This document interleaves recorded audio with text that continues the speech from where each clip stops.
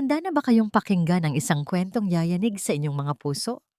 Isang kwentong magpapatunay na kung minsan, ang pinakamadilim na pagkakanulo ay nagmumula sa mga taong pinakamalapit sa atin. Sabi nila, ang isang tahanan ay binubuo ng pagmamahal at tiwala. Ngunit paano kung ang mismong mga haligi ng tahanang iyon ang unti-unting dumudurog sa'yo? Ating pakinggan ang kwento ni Liwayway sa unang kabanata. Ang huling patak ng luha, 3 beses.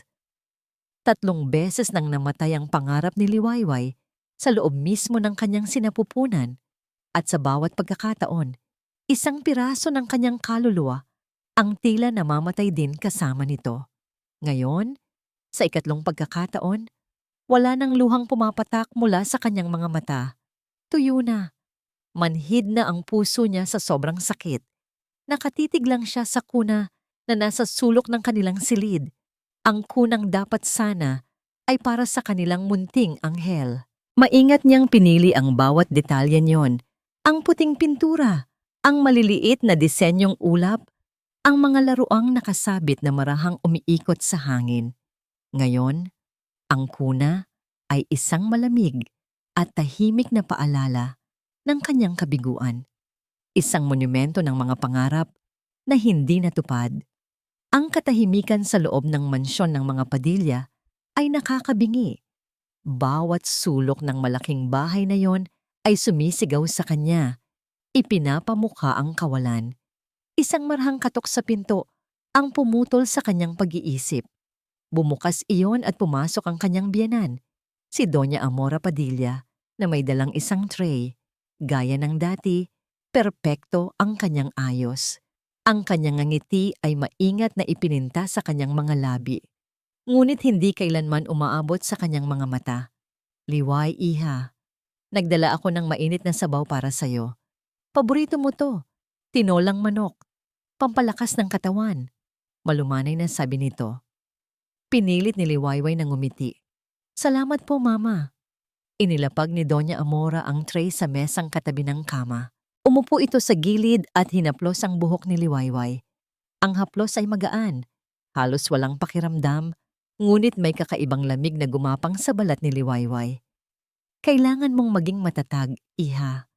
Huwag mong pabayaan ang iyong sarili. Marami pang pagkakataon. Patuloy nito, ang boses ay puno ng pilit na pag-aalala. Ang mahalaga ay alagaan mo ang iyong kalusugan para sa susunod. Tumangulang si Liwayway. Ang mga salita ay tila dumadaan lang sa kanyang tainga. Sa isang iglap, habang nakatitig sa mukha ng kanyang biyenan, may nakita siyang kakaiba sa mga mata nito. Isang kislap na mabilis na nawala. Hindi awa, hindi pag-aalala, kundi isang bagay na mas malamig. Halos tila kasiyahan. Ipinilig niya ang kanyang ulo. Guni-guni lang siguro niya iyon, dala ng sobrang pighati. Nang gabing iyon, dumating si Gino, ang kanyang asawa. Nakita niya itong nakatayo sa may pintuan. Ang mamahaling damit ay bahagyang gusot. May bakas ng pagod sa mukha nito. Lumapit ito at niyakap siya mula sa likod. Ngunit ang yakap ay tila isang obligasyon, isang kilos na walang init at walang buhay. Kamusta ang pakiramdam mo, mahal? Tanong nito. Ang hininga ay amoy alak. Heto, ayos lang, pabulong niyang sagot. Hindi ito tumingin sa kanyang mga mata. Sa halip, ang mga mata nito ay nakatuon sa bintana, sa madilim na kalangitan. Magpahinga ka na. Malalagpasan din natin to. Natin? Halos gusto niyang isigaw. O ako lang mag-isa? Ngunit pinili niyang manahimik. Pagod na siyang makipagtalo. Pagod na siyang umasa. Kinabukasan, upang ilibang ang sarili at takasan ang mabigat na katahimikan, nagpasya si Liwayway na ayusin ang mga lumang gamit sa kanilang walk-in closet. Naisip niyang ipamigay na lang ang mga damit ni Gino na hindi na nito isinusuot. Binuksan niya ang isang cabinet na puno ng mga lumang suit at coat. Kinuha niya ang isang itim na coat na matagal nang hindi ginagamit ng asawa. Kinapa niya ang mga bulsa nito Ugali na niya bago ipamigay ang anumang damit. Sa loob ng panloob na bulsa, may nakapa siyang isang maliit na pakete. Papel. Nang ilabas niya ito, nakita niya ang isang maliit na supot ng pinatuyong dahon at ugat. Mayroon itong kakaiba, medyo mapait at masangsang na amoy. Kumunot ang noo niya. Ano ito? Hindi naman mahilig si Gino sa mga herbal medicine. At sa ilalim ng pakete, may isa pang nakatuping papel, isang resibo. Nang buklatin niya ito, nanlamig ang kanyang mga kamay. Resibo yon mula sa isang hindi pamilyar na tindahan ng mga halamang gamot sa kabilang bayan. Ang pangalan sa resibo ay hindi pangalan ni Gino, ngunit ang petsa. Ang petsa ang nagpatigil sa kanyang paghinga. 3 linggo bago siya muling dinugo. 3 linggo bago mamatay ang kanyang pangatlong anak. Biglang nag-ugnay ang lahat sa kanyang isipan, ang kakaibang kislap sa mata ni Doña Amora, ang malamig na yakap ni Gino, ang sabaw na laging pampalakas na ipinapainom sa kanya. Ang lahat ng yun ay bumalik sa kanya na parang isang malaking alon. Nabitawan niya ang coat. Ang pakete ng halamang gamot ay nasa kanyang nanginginig na palad. Ang puso niya ay dumadagundong sa kanyang dibdib, hindi na dahil sa sakit, kundi sa isang bagong damdamin na gumagapang sa kanyang buong pagkatao. Pagtataka, pagdududa, at takot. Tumingin siya sa salamin at nakita ang sariling refleksyon. Isang babaeng pagod, sugatan, at halos wasak na. Ngunit sa likod ng mapupungay na mga mata, may isang apoy na nagsisimulang mag-alab. Ito na ang huling patak ng kanyang luha. Hindi na siya iiyak. Sa pagkakataong ito, hahanapin niya ang sagot. Ang supot ng halamang gamot sa palad ni Liwayway ay hindi lang isang bagay. Ito ay naging isang susi. Isang susi na nagbukas ng pinto sa isang silid sa kanyang isipan na dati puno ng tiwala at pagmamahal. Ngunit ngayon nilalaman na ng kadiliman at pagdududa. Mula ng araw na yon, nagbago ang lahat. Ang bawat kilos sa loob ng mansyon ng mga Padilla ay tila isang dula sa entablado. At si Liwayway ay hindi na lang basta manonood. Pakiramdam niya, siya ang bida na hindi alam ang tunay na kwento. Sa hapagkainan, pinagmamasdan niya kung paano magsalita si Doña Amora, kung paano nito inilalagay ang pagkain sa kanyang plato. Ang dating kabaitan ay isa na ngayong nakakakilabot na pag-arte. Pinagmamasdan niya si Gino, ang paraan ng pag-iwas nito ng tingin, ang pilit na ngiti sa mga labi. Ang dating asawang minamahal ay isa na ngayong estranghero na katabi niya sa kama. Isang gabi, habang nag-aayos siya ng sarili sa harap ng salamin, pumasok si Gino sa kanilang silid. Nagpasya siyang ito na ang tamang pagkakataon. Huminga siya ng malalim, pinakalma ang sarili at hinarap ito. Sa isang kamay, hawak niya ang maliit na supot ng mga tuyong dahon. Gino, mahinahon niyang tawag. Lumingon ito, nagtatanggal ng kanyang kurbata. Bakit mahal? Inilahad niya ang kanyang palad. Ano to? Tumingin si Gino sa hawak niya at sa isang saglit, nakita ni Liwayway ang pagbabago sa mukha nito. Isang mabilis na anino ng gulat o marahil ay takot na agad ding napalitan ng ini. Saan mo nakuha yan? Malamig nitong tanong. Sa luma mong coat. May resibo pa nga. Galing sa isang tindahan na hindi ko alam. Sagot ni Liwayway, ang boses ay nanginginig ng bahagya. Kinuha ni Gino ang supot at tiningnan ito na para bang isang basura. Tumawa ito ng pilit. Ito? Baka kung ano lang yan na naiwan sa bulsa. Itapon mo na. Pero ang petsa sa resibo, Gino, ilang linggo lang bago. Hindi na niya natuloy ang sasabihin. Doon nagbago ang anyo ni Gino. Ang pagkainis ay naging galit. Anong gusto mong palabasin, Liwayway? Na may kinalaman yan sa nangyari sa'yo? Sa anak natin? Hindi ko alam. Kaya nga ako nagtatanong. Pwede ba? Itinaas nito ang boses. Huwag kang maging paranoid. Alam kong mahirap ang pinagdadaanan mo, pero huwag mong isisi sa isang walang kwentang bagay ang lahat. Baka kailangan mo nang magpatingin sa doktor para sa isip mo. Ang huling mga salita ay parang isang sampal na puno ng luha ang kanyang mga mata, ngunit pinigilan niyang pumatak ang mga ito. Hindi. Hindi na siya iiyak sa harap niya. Tinalikuran siya ni Gino at pumasok sa banyo. Malakas na isinara ang pinto. Naiwan si Liwayway na nakatayo roon, yakap ang sarili.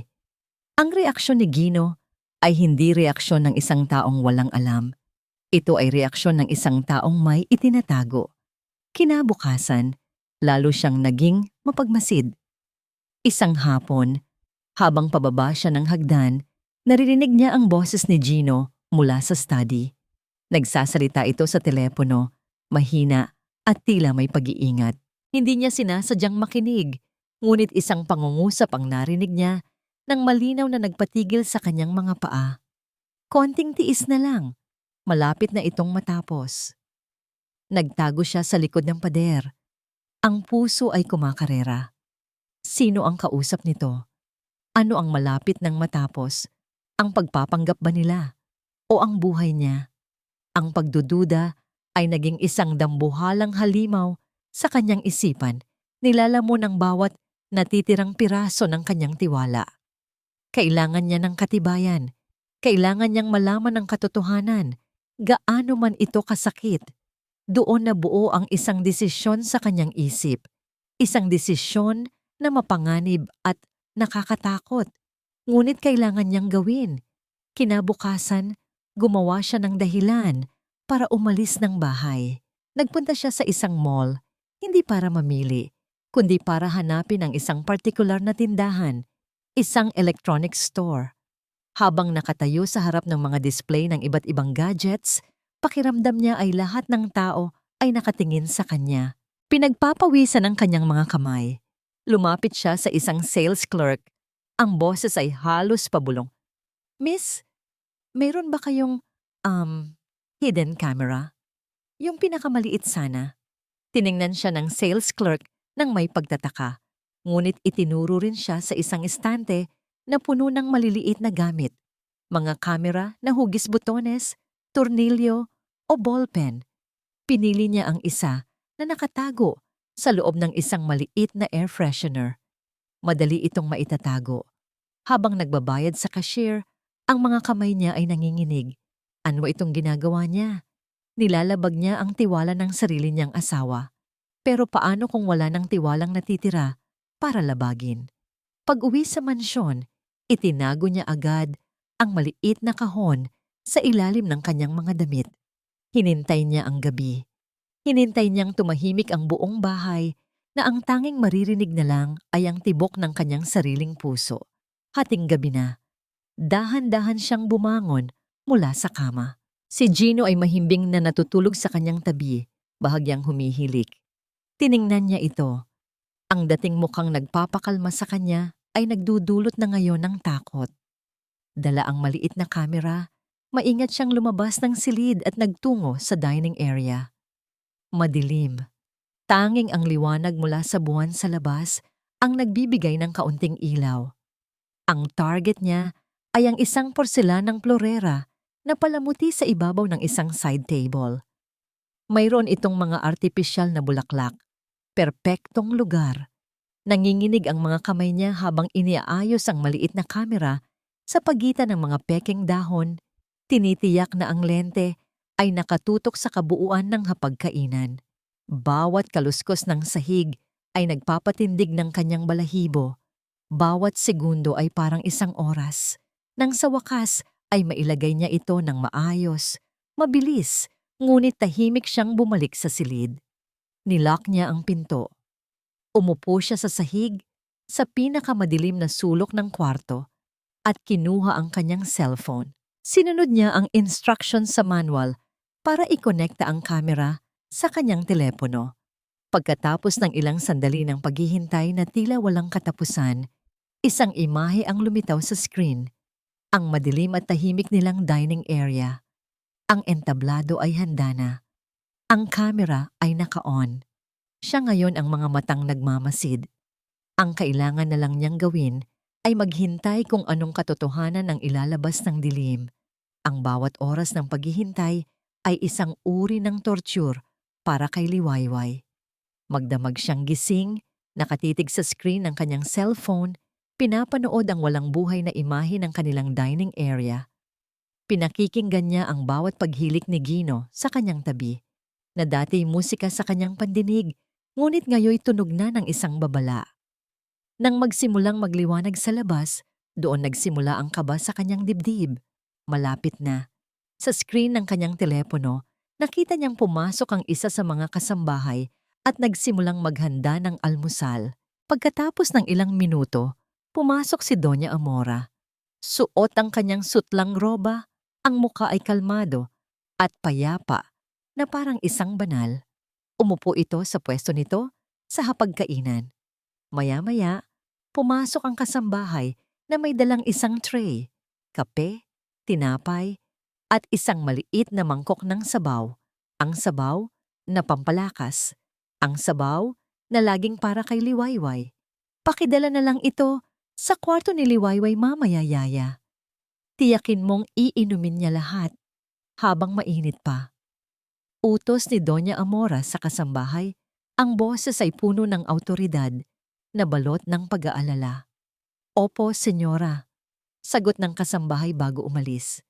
Naiwang mag-isa si Doña Amora sa dining area. Lumingon ito sa kaliwat kanan, tila tinitiyak na walang ibang tao. Pagkatapos, mula sa bulsa ng kanyang roba, may kinuha itong isang maliit na pakete. Napasinghap si Liwayway. Ang puso niya ay tila tumigil sa pagtibok. Iyon ang parehong uri ng pakete na nakita niya sa coat ni Gino. Gamit ang perpektong manicure na mga daliri, maingat na binuksan ni Doña Amora ang supot. Ang kanyang mukha ay kalmado, ang kanyang mga kilos ay sanay na para bang paglalagay lang ng asukal sa kape ang kanyang ginagawa. Maingat niyang ibinuhos ang isang maliit na bahagi ng pulbos mula sa supot papunta sa mangkok ng sabaw. Pagkatapos, gamit ang isang kutsarita, hinalo niya ito ng dahan-dahan hanggang sa tuluyan itong matunaw. Ang nangiti sa labi ni Doña Amora habang ginagawa yon ang nagpadurog sa puso ni Liwayway. Isang nangiti na puno ng tagumpay. Isang nangiti na tila nagsasabing, ito ang nararapat sa'yo. Hindi makahinga si Liwayway. Ang hangin ay tila naubos sa loob ng silid. Ang kanyang buong mundo ay gumuho sa isang iglap. Ang babaeng tinuring niyang pangalawang ina, ang babaeng dapat sanay nagpoprotekta sa kanya. Siya ang lason. Siya ang dahilan ng lahat ng kanyang sakit. At nang akalain niyang wala nang masasakit pa, isa pang anino ang lumitaw sa may pintuan ng dining area. Si Gino. Nakatayo lang ito roon. Suot ang kanyang damit pantulog. Nakita niya ang lahat. Nagkatinginan sila ng kanyang ina. Isang tingin ng puno ng pagkakaintindihan. Walang salitang namutawi sa kanilang mga bibig, ngunit ang katahimikan ay sumisigaw ng katotohanan. Nakita ni Gino ang ginawa ni Doña Amora at wala siyang ginawa. Wala siyang sinabi. Bagkus, pagkatapos ng ilang segundo, marahan lang itong tumalikod at naglakad, paalis na parang walang nakita. Isang pagsang-ayon sa katahimikan, isang pagtataksil na mas masahol pa sa 10,000 saksak. Doon na bumigay si Liwayway. Napatakip siya sa kanyang bibig upang pigilan ang isang hiyaw ng sakit at pagkasuklam. Mabilis siyang tumakbo papasok sa banyo, halos hindi na umabot sa inidoro, bago niya isinuka ang lahat ng laman ng kanyang tiyan. Ngunit hindi lang pagkain ang lumalabas. Pakiramdam niya. Isinusuka niya ang lahat ng pagmamahal, tiwala, at bawat magagandang alaala na mayroon siya sa pamilyang ito. Nang wala nang mailabas, napaluhod siya sa malamig na sahig ng banyo, nanginginig ang buong katawan. Hindi ito dahil sa sakit ng katawan, kundi dahil sa matinding pagkasuklam. Ang tahanang ito ay hindi isang tahanan, isa itong kulungan. At ang mga taong kasama niya ay hindi pamilya. Sila ang kanyang mga berdugo. Isang katok sa pinto ng kanilang silid ang nagpabalik sa kanya sa wisyo. Ma'am Liwayway, dala ko na po ang sabaw ninyo. Ang boses ng kasambahay, ang sabaw, ang lason, biglang isang kakaibang lakas ang bumuhay sa kanyang nanlalambot na katawan. Galit. Purong galit. Tumayo siya, naghilamos, tiningnan niya ang kanyang sarili sa salamin. Ang maputlang mukha, ang mga matang namumula sa hindi iniyak na luha. Tapos na ang pagiging biktima. Bumalik siya sa silid at kinuha ang kanyang cellphone. Mabilis niyang isinave ang video recording. Isinalin niya ito sa isang maliit na USB na nakatago sa kanyang drawer. Ito ang kanyang ebidensya, ang kanyang sandata. Binuksan niya ang kanyang aparador at kumuha ng isang bag. Hindi siya nag-aksaya ng panahon. Inilagay niya roon ang ilang damit, ang kanyang wallet, ang USB, at ang orihinal na pakete ng halamang gamot na nakuha niya. Habang nag-aayos, narinig niyang bumukas ang pinto ng banyo. Lumabas si Gino, bagong ligo. "Aalis ka?" tanong nito. Tila nagulat. Tiningnan siya ni Liwayway at sa unang pagkakataon, wala na siyang nakitang pagmamahal sa kanyang mga mata. Tanging lamig at pagkamuhi. "Oo," simpleng sagot niya. "Saan ka pupunta? Uuwi ka kina mami mo. Mag-usap tayo na pong Liway." "Wala na tayong dapat pag-usapan," sabi niya. Ang boses ay matigas at walang emosyon. Nilagpasan niya ito at lumabas ng silid. Hindi siya lumingon. Bawat hakbang palayo sa kwartong iyon ay isang hakbang patungo sa kalayaan. Mabilis siyang bumaba ng hagdan. Hindi pinapansin ang tawag ni Gino sa kanyang likuran. Paglabas niya ng mansyon, sinalubong siya ng sikat ng araw. Ngunit para sa kanya, ang paligid ay mas madilim pa kaysa dati. Sumakay siya ng taxi, walang destinasyon sa isip. Ang mahalaga ay makalayo. Sa loob ng taxi, habang tumatakbo palayo sa buhay na kanyang kinagisnan, binuksan niya ang kanyang cellphone at nag-search sa internet. Mga salitang nanginginig niyang tinipa. Best annulment lawyers in Marikit City. Maraming pangalan ang lumabas. Ngunit isa ang nakaagaw ng kanyang pansin. Isang litrato ng isang lalaking may seryosong mukha, ngunit may determinasyon sa mga mata. Attorney Bayani Bayan Legaspi. Nang araw ding iyon, natagpuan ni Liwayway ang sarili na nakaupo sa isang opisina na amoy libro at kape. Malinis, tahimik. Ang kumpletong kabaligtaran ng magulong mundo na iniwan niya.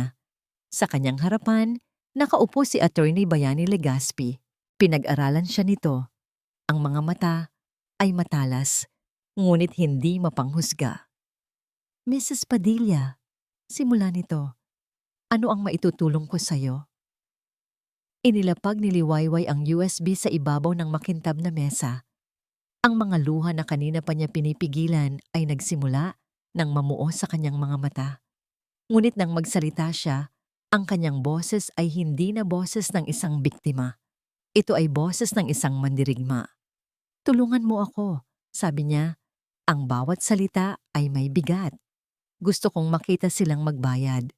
Napanatili ni Attorney Bayani Legaspi ang isang profesional na mukha habang nakikinig sa kwento ni Liwayway. Sa loob ng 10 taon bilang abogado, sanay na siyang makarinig ng mga kwento ng pighati, pagtataksil, at karahasan. Ngunit habang nakatitig siya sa babaeng nasa kanyang harapan, isang babaeng may mga matang puno ng sakit, ngunit may bakal na determinasyon, may kakaiba siyang naramdaman. Kinuha niya ang USB na nasa ibabaw ng mesa. "Maari ko bang makita?" tanong niya. Ang boses ay kalmado at pantay. Tumango lang si Liwayway. Isinaksak ni Bayani ang USB sa kanyang laptop. Ilang sandali pa, isang video file ang lumitaw sa screen. Pinindot niya ang play. Ang unang ilang minuto ay katahimikan lang, isang walang buhay na dining area. Ngunit nang pumasok si Doña Amora, tila nagbago ang hangin sa loob ng opisina. Pinanood ni Bayani ang bawat kilos ng matandang babae.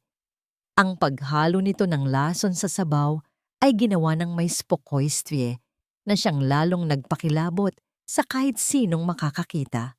At nang lumitaw si Gino sa eksena, ang anak, ang asawa, at tumalikod na lang na parang walang nakita. Doon napahinto sa pag-ikot ang ballpen sa pagitan ng mga daliri ni Bayani. Nanigas ang kanyang panga. Ang profesional na maskara ay unti-unting nabitak. Nakita na niya ang kasamaan, pero ang ganitong klase ng malamig at kalkuladong pagtataksil mula sa sariling pamilya ay bihira. Nang matapos ang video, isinara niya ang laptop. Hindi siya nagsalita agad. Binalot sila ng mabigat na katahimikan. Mrs. Padilla. Hinarap niya si Liwayway at sa pagkakataong ito, ang kanyang mga mata ay hindi na lang basta matalas. Puno na ito ng matinding simpatiya. Naniniwala ako sa iyo. Sa mga salitang iyon, ang huling pader na itinatayo ni Liwayway sa paligid ng kanyang puso ay tuluyan ng gumuho. Isang butil ng luha ang pumatak mula sa kanyang mata. Hindi na luha ng pighati, kundi luha ng ginhawa. May isang taong naniwala sa kanya. Pero kailangan mong malaman, pagpapatuloy ni Bayani, ang boses ay naging seryoso. Hindi ito magiging madaling laban. Ang mga Padilla ay makapangyarihan sa syudad na ito. Marami silang pera, koneksyon, at gagawin nila ang lahat para protektahan ang kanilang pangalan. Haharapin nila ang pinakamagagaling na abogado. Dagdag niya, susubukan nilang siraan ka. Gagamitin nila ang pinagdaanan mo laban sa'yo. Sasabihin nilang wala ka sa tamang pag-iisip, na nag-iimbento ka lang ng kwento dahil sa depression. Habang nagsasalita si Bayani, muling bumalik ang takot sa dibdib ni Liwayway. Ngunit kasabay niyon, mayroon ding pag-asa. Ang presensya ng abogadong ito, ang kanyang katatagan, ang kanyang diretsong pananalita, ay nagbigay sa kanya ng lakas. Handa po ako, sabi ni Liwayway.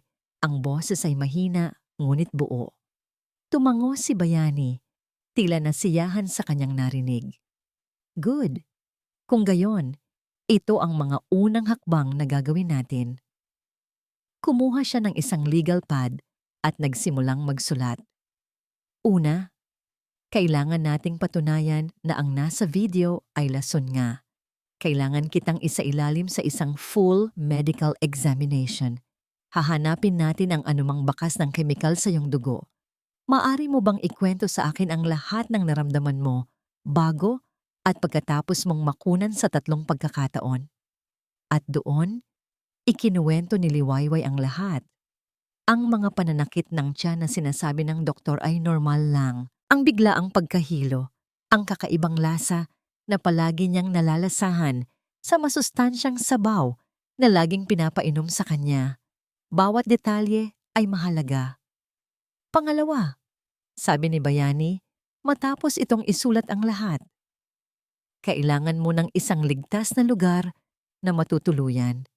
Isang lugar na hindi nila alam. Ako na ang bahala roon. At pangatlo, at pinakamahalaga sa lahat, tumingin ito ng diretso sa kanyang mga mata. Huwag na huwag kang makikipag-usap sa kanila nang wala ako.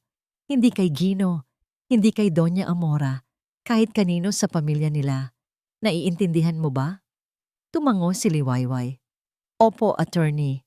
Bayani na lang, sabi nito.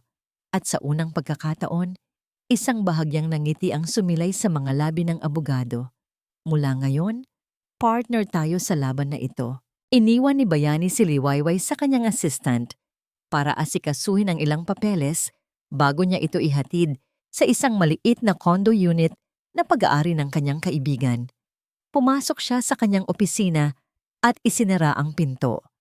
Sumandal siya sa kanyang upuan at napabuntong hininga. Tiningnan niya ang kanyang laptop kung saan nakasave ang video. 10 taon. 10 taon na siyang nakikipagbuno sa batas, minsan nananalo, madalas nadidismaya.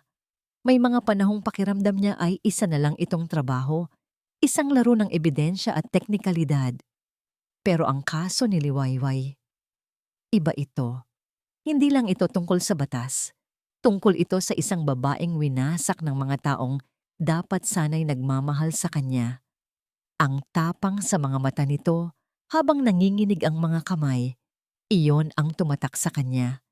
Hindi ito isang simpleng kliyente, isa siyang survivor. At sa sandaling iyon, naramdaman ni Bayani ang isang responsibilidad na mas malaki pa sa sinumpaan niyang tungkulin bilang abogado. Isang personal na pangangailangan na makita ang katarungan para sa babaeng ito. Ang pangalan niya ay Bayani at ngayon, higit kailanman, kailangan niyang panindigan iyon. Nang gabing iyon, sa isang apartment na hindi pamilyar ngunit ligtas, unang beses nakahinga ng maluwag si Liwayway sa loob ng maraming taon. Malinis ang hangin, walang mabigat na katahimikan, walang mga matang mapanuri. Nakahiga siya sa kama nang biglang mag-vibrate ang kanyang cellphone, isang hindi rehistradong numero. Nag-atubili siyang sagutin, ngunit may nag-udyok sa kanya na pindutin ang berdeng button. Hello? Liway? Mahal, nasaan ka? Ang boses ni Gino, puno ng pilit na pag-aalala. Kumuyom ang kamao ni Liwayway.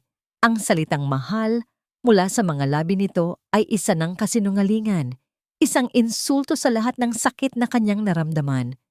Bakit ka tumatawag? Malamig niyang tanong. Ang bawat salita ay may bigat. Nag-aalala ako sa'yo. Bigla ka na lang umalis. Hindi ka man lang nagpaalam. Sabi ni Gino sa kabilang linya. Ang boses ay tila nasasaktan. Isang perpektong pag-arte, isang mapait na tawa ang kumawala sa lalamunan ni Liwayway. Nag-aalala? O nag-aalala kang baka may nalaman ako? Natahimik si Gino sa kabilang linya. Isang sandaling katahimikan na sapat ng kumpirmasyon. Liway, ano bang sinasabi mo? Pagkatapos ay sabi nito, ang boses ay nagbago. Umuwi ka na please. Mag-usap tayo ng maayos. Si Mama, nag-aalala rin siya sa'yo. Baka kung ano lang ang iniisip mo. Baka dala lang yan ng depression mo. Depression. Iyon na. Iyon na ang salitang gagamitin nila laban sa kanya. Gaya mismo ng sinabi ni Bayani. Ang sakit na sila mismo ang nagdulot ay siya ring gagamitin nilang sandata para patahimikin siya. Tapos ka na. Tanong ni Liwayway, ang boses ay yelo sa lamig. Mahal, pakinggan mo ako. Huwag mo akong tawaging mahal, mariin niyang sabi. At para malinaw sa inyo ng nanay mo, hindi ako babalik, hindi na kailanman. Bago pa man makasagot si Gino, pinatay na niya ang tawag. Ibinato niya ang cellphone sa kabilang dulo ng kama na para bang ito ay isang maruming bagay. Nanginginig ang kanyang buong katawan sa galit. Ang lakas ng loob nilang magpanggap. Ang kapal ng kanilang mga mukha. Ang simula ng laban ay hindi na bukas o sa susunod na linggo. Nagsimula na ito ngayon. At sa unang pagkakataon, hindi na siya nag-iisa. Kinuha niya ang cellphone at idinial ang numero ni Bayani. Attorney, tumawag siya. Sabi niya nang sagutin nito ang tawag. Alam ko, inaasahan ko na yan. Kalmadong sagot ni Bayani. Anong sinabi niya? Ikinuwento ni Liwayway ang buong pag-uusap. Magaling, sabi ni Bayani pagkatapos. Magaling ang ginawa mo, nanatili kang matatag. Mula ngayon, i-block mo na ang numero niya at lahat ng numerong hindi mo kilala. Ako na ang magiging linya mo ng komunikasyon sa kanila. Mayroong kapanatagan sa boses ni Bayani na nagpakalma sa nag-aalab na galit ni Liwayway. Salamat, Bayani. Taos puso niyang sabi. Magpahinga ka na, Liwayway. Mahaba pa ang laban na ito at kakailanganin mo ng lahat ng lakas mo. Nang ibaba niya ang telepono, humiga siyang muli. Tumingin siya sa kisame ng bagong silid. Ang laban ay nagsimula na nga. At habang nakahiga siya roon, sa katahimikan, alam niyang hindi lang ito laban para sa katarungan. Ito ay laban para sa kanyang buhay. Ang laban para sa muling pagkabuo ng kanyang winasak na pagkatao. Gaya ng isang bagyo na ipinayo ng pag-asa, dumating ang pag-atake ng mga Padilla. Inaasahan, ngunit mas malakas at mas mapanira kaysa sa inakala ni Liwayway. Nagsimula ito sa isang online article. Isang sikat na society blog ang naglabas ng kwento na may headline na Tragedy Strikes the Padilla Household. Wife of Gino Padilla suffers from severe depression. Ipinadala ni Bayani ang link sa kanya na may kasamang mensahe. Huwag mong masyadong dibdibin. Parte ito ng laro nila. Ngunit habang binabasa ni Liwayway ang bawat salita, nanginginig ang kanyang kamay. Ang article ay maingat na isinulat. Puno ito ng mga salitang nagpapahayag ng simpatiya. Ngunit sa pagitan ng bawat pangungusap ay may nakatagong lason. Sinasabi nito, ayon sa isang source na malapit sa pamilya, na si Liwayway ay dumadaan sa isang matinding mental health crisis matapos ang sunod-sunod na pagkakunan, na siya ay nagkaroon ng mga delusions at paranoia, at ang kanyang pag-alis sa kanilang tahanan ay isang sintomas ng kanyang hindi matatag na pag-iisip. Ang pinakamasakit na bahagi ay ang quote mula mismo kay Gino. Gagawin ko ang lahat para sa asawa ko. Kailangan niya ng tulong at hindi ko siya susukuan. Ang tanging hiling ko lang ay bumalik na siya para maalagaan namin siya. Isang perpektong larawan ng isang mapagmahal at nag-aalalang asawa. Isang perpektong kasinungalingan. Kumuyom ang kamao ni Liwayway. Pinapalabas siyang baliw. Ginagawa siyang kontrabida sa sarili niyang kwento ng trahedya. Ito ang kanilang ganti. Isang pag-atake na hindi pisikal, kundi sa kanyang kredibilidad at katinuan. Ang lason sa social media ay mabilis kumalat. Kinabukasan, isang tawag ang natanggap niya mula sa isang numerong pamilyar sa kanya. Si Carla ang isa sa mga itinuturing niyang matalik na kaibigan. Liway, oh my God friend, nabasa ko ang balita. Okay ka lang ba? Bungad nito, ang boses ay puno ng pag-aalala. Carla, hindi totoo ang mga iyon. Agad na depensa ni Liwayway. Ha? Anong hindi totoo? Friend, nakita ko ang interview ni Gino sa TV kanina. Halos maiyak siya, sabi ni Carla. Liway, alam kong mahirap ang pinagdadaanan mo, pero baka naman kailangan mo talagang magpatingin.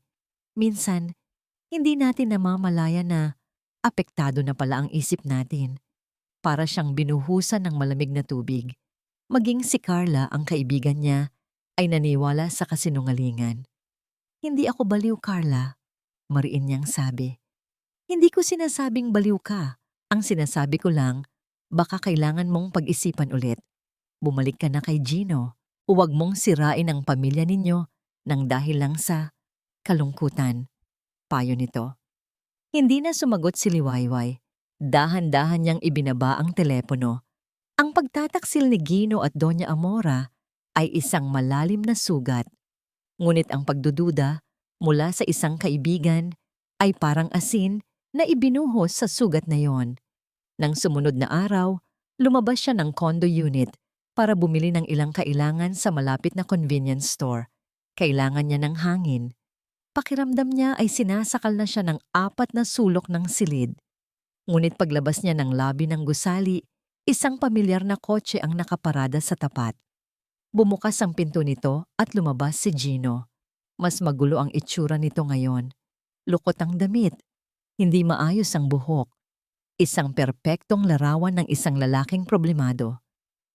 Liway, tawag nito, at mabilis na lumapit sa kanya. Aatras sana si Liwayway, ngunit nahawakan nito ang kanyang braso. Please, mahal, mag-usap tayo. Bitawan mo ako, Gino. Hindi kita bibitawan hanggat hindi mo ako pinapakinggan. Nagmamakaawa nitong sabi. Sapat na ang lakas para makuha ang atensyon ng ilang dumadaan. Umuwi ka na. Nagmamakaawa ako. Ginagawa mo lang ito dahil nalulungkot ka. Ako ang asawa mo. Hayaan mo akong tulungan ka. Isang perpektong eksena para sa mga tsismoso. Ang kaawa-awang asawa na sinusuyo ang kanyang mentally unstable na misis. Nang akmang hahatakin siya ni Gino, isang matigas na boses ang pumagitna sa kanila. Mr. Padilla, I believe I told you to direct all communication through me. Dumating si Bayani. Ang muka ay seryoso at walang emosyon. Suot ang kanyang business suit. Tila isa siyang pader na bakal sa pagitan ni Liwayway at Gino. Wala kang pakialam dito, Legaspi. Usapang mag-asawa ito. Sigaw ni Gino.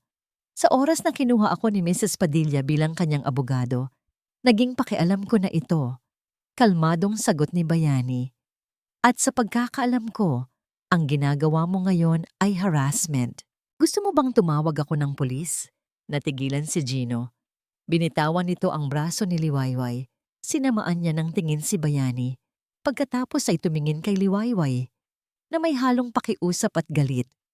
Pag-isipan mong mabuti ang ginagawa mo, Liwayway. Sabi nito bago tumalikod at mabilis na sumakay sa kanyang kotse. Naiwan si Liwayway na nanginginig. Mabuti na lang at hinawakan ni Bayani ang kanyang siko para alalayan siya. Ayos ka lang. Tumangulang siya, hindi makapagsalita. Nang gabing iyon, naupo si Liwayway sa dilim ng kanyang silid. Walang bukas na ilaw. Ang tanging liwanag ay mula sa mga ilawang anihalaw ng syudad sa labas ng bintana. Ang mga kasinungalingan, ang mga paratang, ang pagtalikod ng kanyang kaibigan, ang pananakot ni Gino. Pakiramdam niya, ang buong mundo ay kumakalaban sa kanya. Ang mga pader ay tila lumalapit. Unti-unting dinudurog ang kanyang pag-asa. Napapagod na siya. Baka nga tama sila. Baka dapat na lang siyang sumuko. Habang abot langit ang kanyang panlulumo, tumunog ang kanyang cellphone. Isang email notification mula kay Bayani. Ang subject, urgent. Medical results. Nanginginig ang mga kamay niya habang binubuksan ng email at ang naka-attach na PDF file. Binasa niya ang mga teknikal na salita, ang mga numero, hanggang sa marating niya ang pinakahuling bahagi, ang konklusyon ng laboratorio. Results indicate the presence of herba contrahos metabolites in the subject's bloodstream. This plant extract is a known abortifacient, commonly used in unsanctioned traditional medicine to induce uterine contractions and terminate pregnancies. Napatakip si Liwayway sa kanyang bibig. Paulit-ulit niyang binasa ang pangungusap. Hindi siya baliw. Hindi ito guni-guni. Hindi ito paranoia. Totoo ang lahat. At ngayon, hawak na nila ang ebidensya. Hawak na nila ang siyentipikong katotohanan. Para kay Bayani Legaspi, ang resulta ng medical exam ni Liwayway ay hindi lang ebidensya. Ito ang unang malaking bala sa kanilang baril. Ngunit alam niyang hindi ito sapat.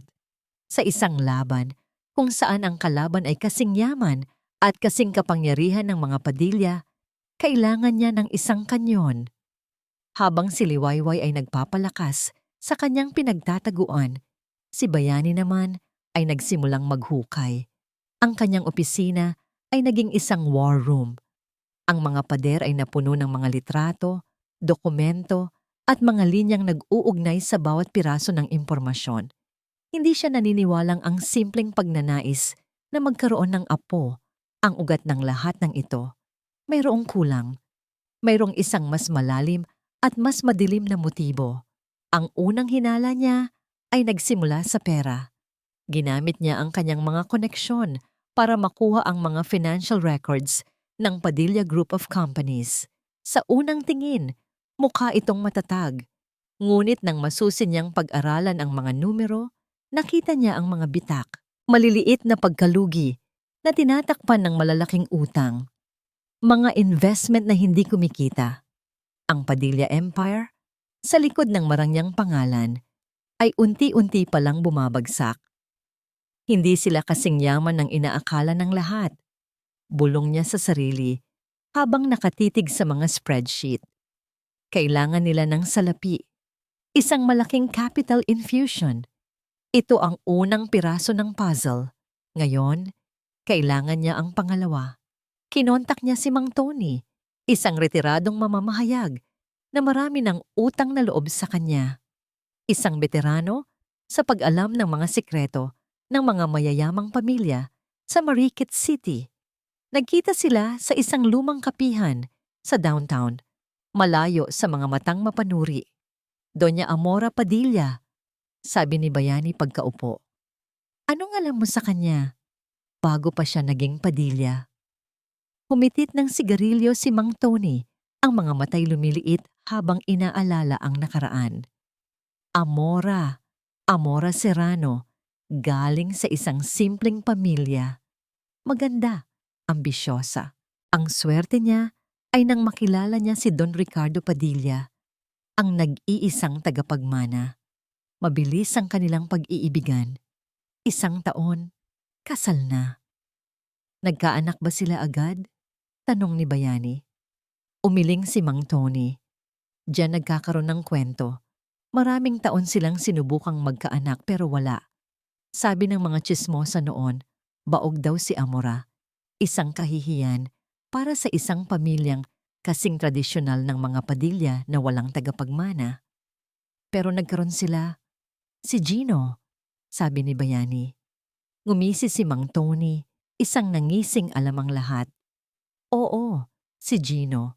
Bigla na lang, pagkatapos ng halos 10 taon, inanunsyo nila na buntis si Amora. Nagbakasyon sila sa Europa ng halos 1 taon para sa kalusugan ni Amora. At pag-uwi nila, kasama na nila ang isang sanggol, si Gino. Natigilan si Bayani. Ang mga piraso ng puzzle ay nagsimulang magkabit-kabit sa kanyang isipan. Ampon? Walang papeles na magpapatunay niyan, sabi ni Mang Tony. Pero para sa aming mga matatandang reporter noon, iyon ang pinakamalaking sikreto ng pamilya. Hindi dugo ng mga Padilla si Gino. Pag-uwi ni Bayani sa opisina, ang kanyang utak ay tumatakbo ng 1,000 milya bawat oras. Ginamit niya ang isang private investigator para hanapin ang birth certificate ni Gino Padilla. At nang dumating ang resulta, nakita niya ang katotohanan. Ang pangalan ng ina sa birth certificate ay Amora Serrano Padilla. Ngunit may mga maliliit na inconsistencies sa dokumento. Isang selyong mukhang hindi tama, isang pirma na tila iba ang stroke. At ang pinakasuspetsoso sa lahat, ang pangalan ng ospital kung saan siya ipinanganak di umano ay isang maliit na klinika sa probinsya na nasunog at nawala na 20 taon na ang nakalipas. Ampon si Gino. Hindi siya tunay na Padilla. Ang kumpanya ay palubog. At doon, nabuo ang buong larawan. Nakuha ni Bayani ang huling piraso ng puzzle mula sa isang source sa high society. Ang kasalukuyang karelasyon ni Gino, ang babaeng ipinalit niya kay Liwayway, ay si Trina Consunji, ang nag-iisang anak ng business tycoon na si Don Julio Consunji, isa sa mga pinakamayamang tao sa bansa. Napahampas si Bayani sa kanyang mesa, hindi dahil sa galit, kundi dahil sa pagkagulat sa kasamaang kaya nilang gawin. Kinuha niya ang kanyang telepono at tinawagan si Liwayway. Liway, kailangan nating mag-usap, sabi niya. Ang boses ay seryoso. May nalaman ako. Nagkita sila sa isang tahimik na parke, malayo sa karamihan. Umupo sila sa isang bench sa ilalim ng isang malaking puno ng akasya. Anong nalaman mo, Bayani? Tanong ni Liwayway, baka sa mukha ang pag-aalala. Huminga ng malalim si Bayani bago magsalita. Liway, hindi lang ito tungkol sa pagkakaroon ng apo. Mas malalim pa rito ang dahilan. Ikinuwento niya ang lahat. Ang palubog na kumpanya, ang katotohanang ampon si Gino, at ang pagkatao ni Trina Consunji. Ang plano ni Doña Amora ay perpekto sa kanyang isipan. Paliwanag ni Bayani, ang mga salita ay mabigat. Kailangan niyang tanggalin ka sa eksena. Kailangan niyang maikasal si Gino kay Trina para maisalba ang kanilang yaman. At ang pinakamahalaga, kailangan niya ng isang lehitimong tagapagmana na may dugong konsunji. Ang apo niya mula kay Trina. Kaya kailangan niyang tiyakin na hindi ka magkakaroon ng sarili mong anak kay Gino. Napatakip ng bibig si Liwayway. Ang katotohanan ay mas masahol pa sa 1,000 bangungot. Hindi lang siya isang hadlang. Ang kanyang mga anak, ang kanyang mga anghel na hindi man lang nasilayan ang mundo, ay mga sakripisyo lamang para sa isang business deal. Walang hiya sila. Pabulong niyang sabi. Ang mga luha ay nagsimulang dumaloy sa kanyang mga pisngi. Naramdaman ni Bayani ang matinding pagnanais na aluin ito. Inilagay niya ang kanyang kamay sa balikat ni Liwayway, 1 kilos ng suporta at proteksyon. Hindi ko akalain na kaya nilang gawin to. Umiiyak na, sabi ni Liwayway. Para lang sa pera. Ito ang kanyon na kailangan natin, Liway, sabi ni Bayani. Ang boses ay matatag. Ngayon, hindi ka na lang isang asawang may problema sa isip. Isa ka ng biktima ng isang malaking konspirasyon. Pinunasan ni Liwayway ang kanyang mga luha. Ang sakit ay napalitan ng isang bagong klase ng galit. Isang galit na malamig at nakatuon. Hindi na lang ito laban para sa kanya. Ito ay laban para sa alaala ng kanyang mga anak. Tumingin siya kay Bayani at sa kanyang mga mata, nakita ng abogado ang isang phoenix na nagsisimulang bumangon mula sa abo. Ang mga revelasyon tungkol sa tunay na motibo ng mga Padilla ay parang isang bagyo na humampas kay Liwayway. Ngunit pagkatapos ng hangin at ulan, dumating ang isang kakaibang kalinawan. Ang kanyang galit ay hindi na nag-aalab at magulo. Ito'y naging matalas, malamig, at nakatutok na parang isang patalim. Mayroon na silang motibo. Mayroon na silang ebidensyang medikal. Ngunit may isang tanong pa rin kailangang masagot. Sino ang nagbigay ng lason kay Doña Amora? Tanong ni Liwayway kay Bayani habang nakaupo sila sa opisina nito, pinag-aaralan ang lahat ng kanilang nalalaman. Kinuha ni Bayani ang isang maliit na plastic bag mula sa isang drawer. Sa loob nito ay ang orihinal na resibo na nahanap ni Liwayway. Ito ang susunod nating hakbang, sabi niya. Ang tindahan ng halamang gamot. Kailangan nating malaman kung sino ang bumili nito. Sasama ako. Mabilis na sabi ni Liwayway. Nag-atubili si Bayani. Liway, maaaring maging delikado. Hindi, putol niya, ang boses ay matatag. Kailangan kong malaman. Kailangan kong makita sa sarili kong mga mata kung sino ang taong ito. Nakita ni Bayani ang determinasyon sa kanyang mga mata. Hindi na ito ang babaeng wasak na unang pumasok sa kanyang opisina. Tumango siya. Sige, pero hindi ka hihiwalay sa akin. Ang tindahan ay nasa isang sulok ng isang abalang palengke sa kabilang bayan. Maliit, masikip, at amoy na amoy ang pinaghalong samyo ng mga tuyong dahon, ugat at insenso. Isang matandang lalaki na may makapal na salamin ang nagbabantay sa tindahan. Nagpakilala si Bayani bilang abogado at ipinakita ang resibo. Noong una, ang matanda ay nagmaang-maangan. Naku, attorney, daan-daan ang bumibili dito araw-araw. Paano ko matatandaan ang isa? Ngunit si Bayani ay hindi natinag. Alam nating pareho na ang herba contrahos ay hindi isang ordinaryong gamot. Ipinagbabawal ang pagbenta nito nang walang reseta. Maaari kang madamay sa kasong ito bilang isang accomplice o maaari mo kaming tulungan. Namutla ang matanda. Tumingin ito kay Liwayway na tahimik lang na nakatayo sa tabi ni Bayani. Ang mga mata ay puno ng sakit na hindi maipaliwanag. Ang tahimik na presensya ni Liwayway ay mas mabigat pa kaysa sa banta ng abogado. Tulungan niyo po ako. Pakiusap ni Liwayway. Ang boses ay basag. Para po sa mga nawala kong anak. Napabuntong hininga ang matanda. Tinalo ng konsensya ang takot. Sige na nga, sabi nito. Matatandaan ko siya. Isang babae, mga 50 anyos. Palaging nakangiti, magalang magsalita. Sabi niya, para raw sa alaga niyang aso na may sakit. May iba pa ba kayong napansin sa kanya? Tanong ni Bayani. Nag-isip ang matanda. Meron siyang maliit na nunal malapit sa kanyang kaliwang mata. Sa pagkarinig nito, nanigas si Liwayway. Isang malamig na kuryente ang gumapang sa kanyang likuran. Hindi maari. Ano pong pangalan niya? Nanginginig na tanong ni Liwayway. Nagkibit balikat ang matanda. Hindi ko alam ang buong pangalan, pero naririnig kong tinatawag siya ng mga kasama niya minsan. Elena. Tita Elena raw. Ang pangalan ay parang isang bombang sumabog sa pandinig ni Liwayway. Tita Elena, ang tiyahin ng kanyang ina.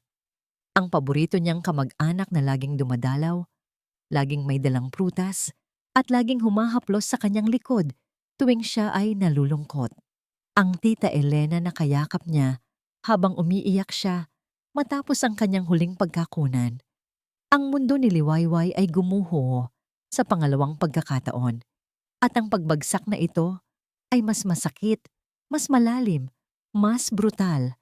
Hindi niya namalayan ang sarili na naglalakad palabas ng tindahan.